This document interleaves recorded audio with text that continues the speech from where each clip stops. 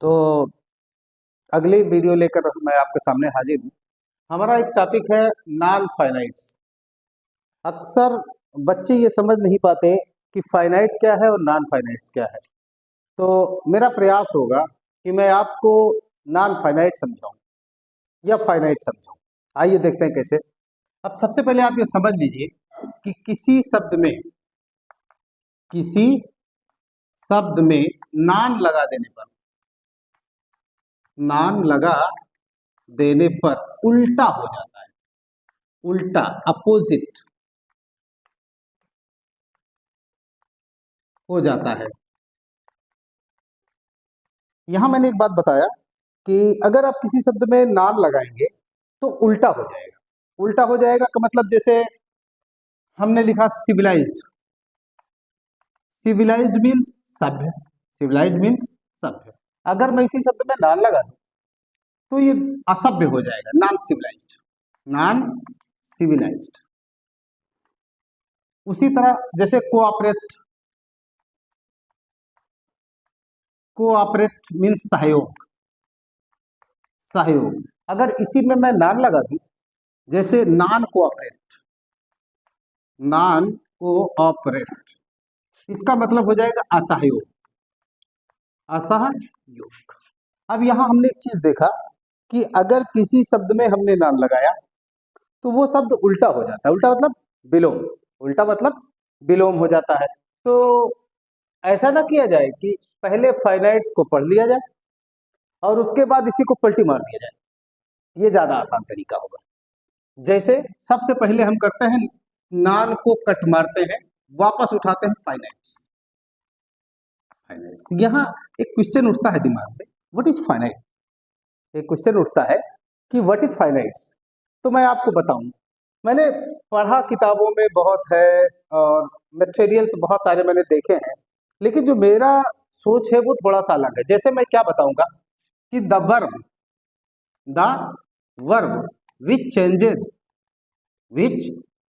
Changes according to subject is finite। चलिए यहाँ एक छोटी सी परिभाषा हमने क्लियर की लिख दिया है, और लिखना समझना नहीं। एक चीज ध्यान रखें कि लिखना समझना नहीं। हमने ये लिखा है कि the verb which changes according to subject is finite. अब यहाँ सब्जेक्ट का क्या मतलब है? उसका पर्सन, उसका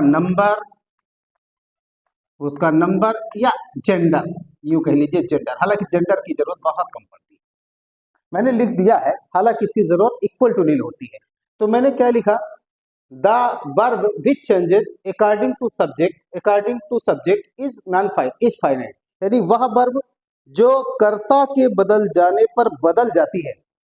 सिंपल सा ध्यान में रख लीजिए कि वह वर्ब जो कर्ता के बदल जाने पर बदल जाती है, फाइनाइट है। जैसे मैं आपको दिखाता हूं, हमने यहाँ एक एग्जाम्पल लिया, उदाहरण दिया आपके सामने। रमेश, हमने लिखा Ramesh sings a song to get money. यहाँ एक उदाहरण मैंने लिखा। मैंने सब्जेक्ट रखा रमेश, वर्ब रखा सिंग्स और एक वर्ब रखा गेट। यहाँ ध्यान देना है आपको कि हमारे पास सब्जेक्ट है रमेश, वर्ब रखा हमने सिंग्स, और यहाँ हमने एक वर्ब और रखा टू गेट। शर्त क्या कहा था मैंने, मेरी बात पर आप ध्यान दीजिए, एक बार मैं फिर से रिपीट मारूंगा। हमने कहा the verb which changes according to subject is finite. Hindi में बनाता हूं कि वह क्रिया जो कर्ता के बदल जाने पर बदल जाए। फिर से समझे, वह क्रिया जो कर्ता के बदल जाने पर बदल जाती है वो फाइनाइट कहलाती है। अब यहाँ अगर फाइनाइट हमको चेक करना है तो हमारी क्या शर्त है? हमारी शर्त है कि कर्ता के बदल जाने पर बदल जाए। और कर्ता बदले कैसे, ये भी मैंने बताया। तो उसका पर्सन चेंज करिए, यानी फर्स्ट पर्सन है तो सेकंड करिए, सेकंड पर्सन है तो थर्ड करिए, थर्ड पर्सन है तो फर्स्ट करिए। पर्सन बदलने का मतलब, या तो उसका नंबर बदलिए। नंबर बदलने का मतलब वो क्या होता है, उसका एक वचन और बहुवचन चेंज कर लीजिए। एक वचन को बहुवचन में, बहुवचन को एक वचन में चेंज कर लीजिए। तो इस तरह से ये पता चलेगा कि वास्तव में क्या है। तो हमने क्या किया, रमेश हमारा थर्ड पर्सन है, रमेश हमारा थर्ड पर्सन है, एक वचन है। एक काम करते हैं, रमेश को हटा के हमने आई किया, रमेश को हटा के हमने आई किया। अब यहाँ ये ध्यान दीजिए कि रमेश को मैंने हटाया, क्यों? क्योंकि मेरा जी चाहा, किसी ने मुझे मजबूर नहीं किया, किसी ने मेरे कनपट्टी पे रिवॉल्वर नहीं रखी, मैंने स्वेच्छा से चेंज किया, मेरी मर्जी चली। अब समझिए, जब हमने रमेश को आई में चेंज किया, कर्ता बदला, चूंकि हमें चेक करना था कि कर्ता बदलने पर किस क्रिया पर फर्क पड़ता है, तो मुझे देखा कि सिंग्स अब मैं नहीं लिख सकता, अब हमें इसे बदलना पड़ेगा। क्यों? क्योंकि ये थर्ड पर्सन था, ये फर्स्ट पर्सन है। थर्ड पर्सन हमेशा यस या यस गवर्न कराता है, जबकि फर्स्ट पर्सन यस या यस गवर्न नहीं कराता। दोनों एक वचन, ध्यान रखें, रमेश भी एक वचन है और आई भी एक वचन है, लेकिन दोनों के पर्सन का डिफरेंस है। यहां हमें बदल देना पड़ा सिंग, देखिए ये चेंज हो गया, सिंग। आगे चलते हैं, असंग, आ सांग टू गेट मनी। अब यहां आप देखिएगा, लेकिन टू गेट पे कोई भी फर्क नहीं पड़ा। रमेश को जब हमने आई में चेंज किया, तो यहां सिंग से कन्वर्ट हो गया सिंग में, सिंग से कन्वर्ट हो गया सिंग में। इसका सीधा सा मतलब कि जो क्रिया बदल रही है, आपने देखा, जो क्रिया बदल रही है, the verb which changes according to subject. Subject का मतलब पर्सन, नंबर और जेंडर, सब्जेक्ट का मतलब पर्सन, नंबर और जेंडर। तो वह क्रिया, हिंदी में मैं बताता हूं कि वह क्रिया जो कर्ता के बदल जाने पर बदल जाए, वह क्रिया जो कर्ता के बदल जाने पर बदल जाती है, वो फाइनाइट कहलाती है।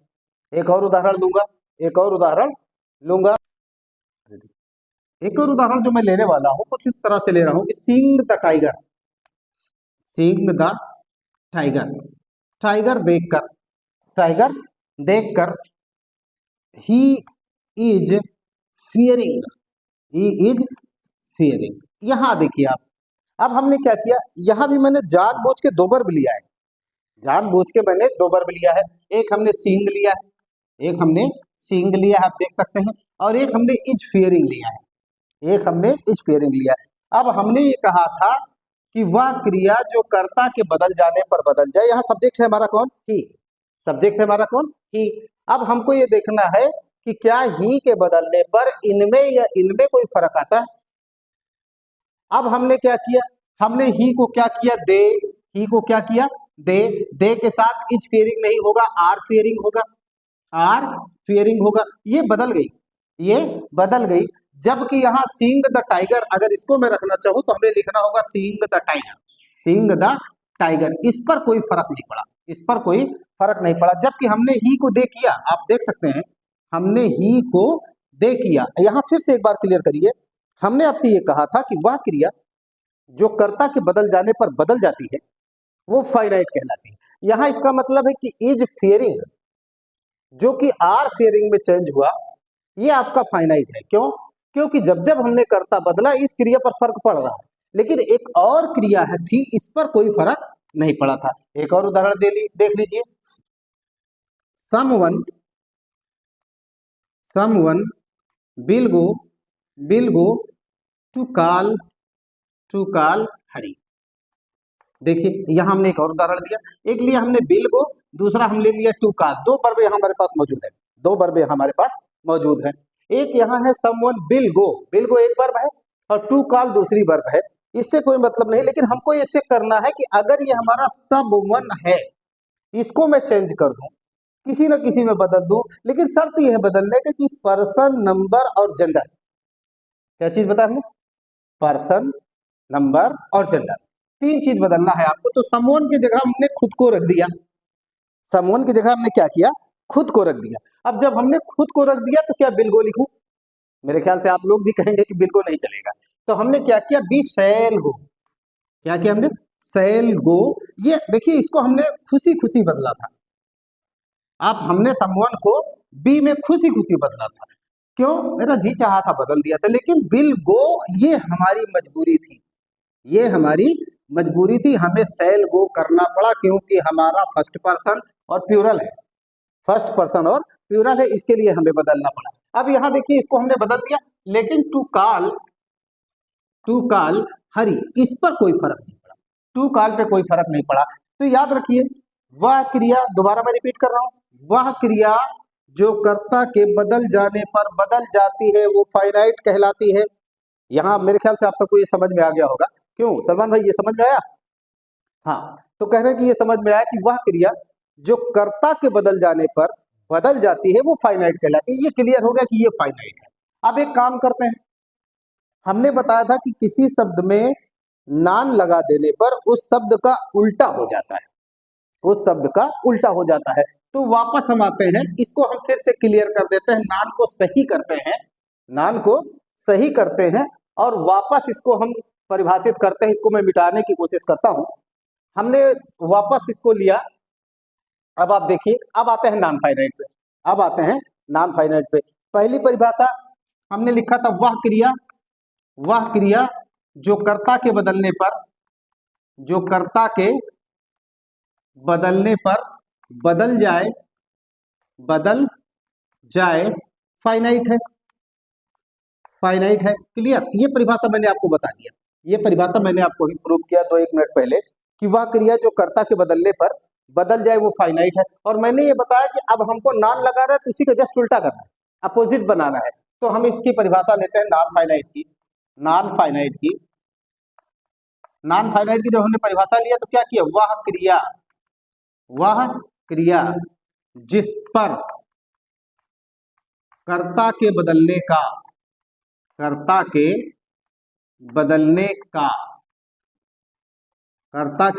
का कोई प्रभाव नहीं पड़ता है, वह नॉन फाइनाइट है, वह नॉन फाइनाइट। अब यहां देखिए, हमने दिख लिया कि वह क्रिया जिस पर कर्ता के बदलने का कोई प्रभाव न पड़े, वह क्रिया जिस पर कर्ता के बदलने का कोई प्रभाव न पड़े वो नॉन फाइनाइट है। जैसे एक उदाहरण मैंने शायद दिया था, मुझे याद है, हमने लिखा था Ramesh sings a song to earn money. Money समझते आप लोग? टन हुआ। चले, तो हमने लिखा था कि Ramesh sings a song to get money या टू अर्न मनी, और रमेश को हमने बदला था आई में। याद आया आपको? आई जब बदला था हमने खुशी खुशी, तो यहाँ सिंग्स को सिंग करना पड़ा। अभी आप एक समझ लीजिए कि सिंग्स को हमने सिंग किया, इसका मतलब जो क्रिया बदल रही है वो फाइनाइट, और जिस क्रिया पर कर्ता के बदलने का असर ही न हो वो नॉन फाइनाइट। जबकि यहाँ असांग के बाद एक और क्रिया आई थी टू अर्न, इस पर कोई फर्क नहीं पड़ा, टू अर्न मनी, इस पर कोई फर्क नहीं पड़ा था। तो टू अर्न जो है आपकी नॉन फाइनाइट है। क्यों? क्योंकि कर्ता के बदलने का कोई प्रभाव इस पर नहीं पड़ा था। एक उदाहरण मैंने और दिया था, मैं उसको बता देना चाहूंगा।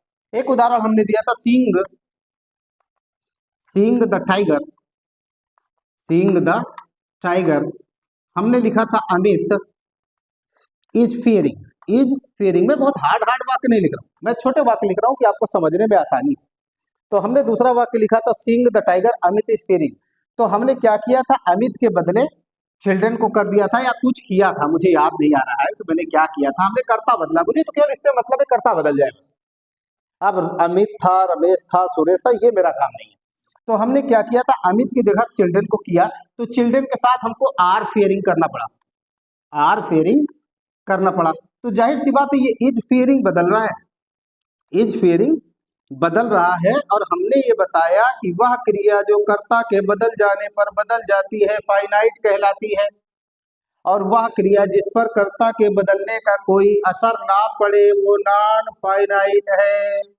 जैसे सींग पर कोई फर्क नहीं पड़ रहा है, सींग द टाइगर। अब यहाँ देखिए, यहाँ दूसरी क्रिया जो सींग थी इस पर कोई फर्क नहीं पड़ रहा है, और जो क्रिया नहीं बदलती है वो नॉन फाइनाइट है, जो क्रिया बिल्कुल नहीं बदले वो नॉन फाइनाइट है। तो मैंने बताया कि वह क्रिया जिस पर कर्ता के बदलने का कोई भी असर नहीं पड़ता है वो नॉन फाइनाइट है। कभी कभी कुछ बच्चे यहाँ बैठे हैं सर, पूछ रहे हैं कि सर ये नॉन फाइनाइटिया यूज कहाँ होती है? अच्छा क्वेश्चन था आपका। ऐसा है ना कि जब आप वो क्या होता है यार, वो सिंथेसिस में, अच्छा सिंपल, कॉम्प्लेक्स और कंपाउंड, जब ये नोटंकी आप करेंगे ना तब आपको समझ में आएगा कि ये है क्या। अभी तो इसको यूं समझिए कि फाइनाइट और नॉन फाइनाइट सब पढ़ा रहे हैं, मैं इसको पढ़ लेता हूँ। अच्छा, अब यहाँ देखना है kinds of non finite. Kinds of non finite. Non finite, यहाँ नॉन फाइनाइट्स के कितने प्रकार हैं, नॉन फाइनाइट्स के कितने प्रकार हैं, ये समझना जरूरी है, क्योंकि आगे चल के ये चीजें आपको, चाहे आप 10 में हो, चाहे आप 9 में हो, चाहे 11 में हो, चाहे आप 12 में, ये आपके सामने आएगा। क्योंकि जब कभी कहेगा सिंगल सेंटेंस बनाओ, तो आपको समझ में आएगा कि एक वाक्य हो, चाहे एक हाथ का हो, चाहे एक बीता का हो, ऐसा नहीं है। वाक्य का निर्धारण फिनिट वर्ब पे होगा, इसलिए फिनिट को समझना बहुत जरूरी है, फाइनाइट को समझना बहुत जरूरी है। तो kinds of non finite, non finites 3 प्रकार के होते हैं।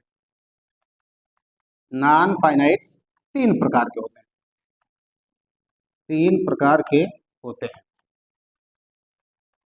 नंबर 1, जो बहुत ज्यादा पॉपुलर है, जो बहुत ज्यादा पॉपुलर है, लगभग अंग्रेजी का पढ़ने वाला 99% बच्चा इसको जानता है और भरपूर रूप से यूज करता है।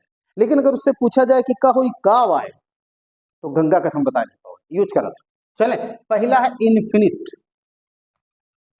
इन्फिनिट, ठीक।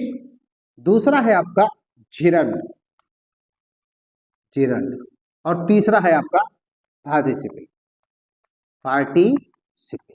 अब आप देखिए, इन्फिनिट अलग है, जिरंड अलग है, पार्टिसिपल अलग है। मैं थोड़ा थोड़ा बढ़ाऊंगा क्योंकि मुझे लगता है कुछ बड़ा हो रहा है ना, मुझे लगता है कुछ बड़ा हो रहा है। तो मैं आज एक काम करता हूं, इन्फिनिट आपको क्लियर कर देता हूं। इन्फिनिट, इन्फिनिट, ये भी नॉन फाइनाइट में आता है, याद रखें, ये भी नॉन फाइनाइट में आता है। सबसे पहले ये समझिए, इन्फिनिट यानी या, इन्फिनिट माने या, इन्फिनिट मतलब या, 2 plus first form, 2 plus first form से बनता है, से बनता है। अगर कोई आपसे पूछे कि इन्फिनिट कैसे बनता है, तो इसका सिंपल सा जवाब है कि 2 प्लस फर्स्ट फॉर्म से इन्फिनिट बनता है। अब कुछ बच्चे ये पूछ सकते हैं कि सर ये इन्फिनिटियां किस काम आती है, कभी कोई बच्चे हमसे पूछ लेते हैं कि सर ये इन्फिनिटियां किस काम आती है। तो चलिए मैं बताता हूं, इन्फिनिट, इन्फिनिट वाक्य में, वाक्य में लक्ष्य बताता है, लक्ष्य बताता है। चलिए, हमने अपना एक टारगेट, एक समझ रखी है कि लक्ष्य बताता है, लेकिन आप ये मत समझिएगा कि सिर्फ इतना ही सीमित है, क्योंकि किसी को किसी विशेष बंधन में बांध देना उस शब्द की तौहीन है, किसी को किसी विशेष बंधन में बांधना ये तौहीन है। जैसे हिंदी में आमतौर पर कभी आप ट्रांसलेशन करें, मैं आम खाने के लिए, खाने के लिए लाता हूं या लाया हूं, जो भी आप कर लीजिए, टेंस आप देख लीजिएगा, वो मुझे नहीं आता। मैंने एक वाक्य लिखा, मैं आम खाने के लिए लाया हूं, तो पक्का है कि ये मुझे लगता है प्रेजेंट परफेक्ट टेंस है ना, हाँ, ये प्रेजेंट परफेक्ट टेंस है। तो मैंने क्या किया, आई लिखा, हैव, लाना का थर्ड फॉर्म बनाया ब्रॉट, चेक किया हमने क्या लाया, आम यानी मैंगो। अब देखो, यहां देखिए लक्ष्य बताया, आम जो मैं लाया, आम जो मैं लाया, उसके पीछे मेरा लक्ष्य क्या था, खाना। क्यों, क्योंकि मैं आम फेंकने के लिए तो लाऊंगा नहीं, तो आम खाने के लिए मैं लाया, उसके पीछे मेरा लक्ष्य क्या था, खाने के लिए। तो हमारा बच्चा क्या देखता है कि इसमें के लिए लगा है, और जब के लिए लगा है तो उसके सामने एक ही चारा है, फार लगा दो। 99% बच्चा यही करता है, अगर के लिए देखता है तो फार लगा देता है, जबकि नियम क्या कहता है, टारगेट बताना हो, लक्ष्य बताना हो, तो हमें टू लगाना होगा। तो आगे हमें जोड़ दे टू ईट, एक, मैंने इसको एक बंदिश में बांधा है। लेकिन कभी कभी क्या होता है कि यही इन्फिनिट सब्जेक्ट का काम कर जाती है। सब्जेक्ट का काम कैसे कर जाती है, जब हम कर्ता पर बल नहीं देते हैं बल्कि किसी कार्य पर बल देते हैं, तो वो सब्जेक्ट के रूप में काम करता है। जैसे हमने कहा ज्यादा बोलना, ज्यादा बोलना अच्छी बात नहीं, अच्छी बात नहीं है। हमने एक वाक्य बनाया, ज्यादा बोलना अच्छी बात। अब ये आप देखिए, यहां हमने किसी व्यक्ति को नॉमिनेट नहीं किया, यहां हमने किसी व्यक्ति को नॉमिनेट नहीं किया, मैंने सिर्फ उसके एक्टिविटी को नॉमिनेट किया है। अब ज्यादा बोलना, चाहे वो मेरी बात हो, चाहे वो शंकर की बात हो, चाहे वो विजय की बात हो, कोई भी अगर ज्यादा बोलेगा तो अच्छी बात नहीं है, बोलो टू द पॉइंट। अब हमने यहाँ क्या किया, ज्यादा बोलना, इसको हमने सब्जेक्ट के रूप में गवर्न करा दिया। अब सब्जेक्ट के रूप में जब गवर्न कराया, तो हमें पहले लगाना होगा टू, उसके बाद बोलना की अंग्रेजी होती है टॉक, बोलना मतलब बतियाना, टॉक। अब ज्यादा माने मच, ज्यादा मीन्स मच। अब हमारा ये सब्जेक्ट बन गया टू टॉक मच, अच्छी बात नहीं है, is not is not good thing, is not good thing. अब यहाँ देखिए, अब यहाँ जो टू टॉक मच है, बेशक ये इन्फिनिट है, बेशक ये इन्फिनिट है, क्योंकि अगर टू प्लस फर्स्ट फॉर्म लगा है तो इन्फिनिट है। लेकिन ये ध्यान रखें कि ये हमारा इन्फिनिट कर्ता की शक्ल में आ रहा है। किस शक्ल में आ रहा है? कर्ता की शक्ल में। क्यों ऐसे पता चला? क्योंकि इसके ठीक बाद इज है, क्योंकि इसके ठीक बाद इज है, और इज अगर ठीक बाद आया है उसके पहले वर्ब आई है, इसका मतलब वो सब्जेक्ट है शक्ल में। मेरे ख्याल से आज आपके लिए इतना पर्याप्त होगा, आगे मैं कल बढ़ाऊंगा। धन्यवाद।